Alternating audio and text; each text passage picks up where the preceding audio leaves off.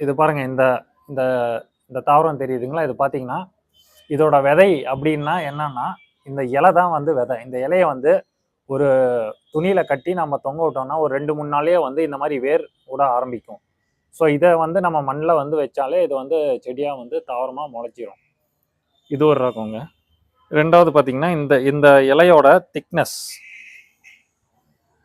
இந்த இலையோட திக்னஸ் பாருங்க. இவ்வளோ திக்னஸா இருக்கு. ஸோ இதெல்லாம் கடிச்சு சாப்பிடுறப்ப, நமக்கு அந்த நீர் சத்து அப்படியே எந்த அளவுக்கு இருக்குங்கிறது நமக்கு தெரியும். ஸோ இத எப்படி பயன்படுத்துறது அப்படின்னா, வெறும் வயித்துல காலையில எம்ப்டி ஸ்டொமக்ல, அதாவது வெறும் வயித்துல தொடர்ச்சியா 48 நாளைக்கு 1 மண்டலம். ஸோ இது வந்து முழுக்க முழுக்க மூலிகை.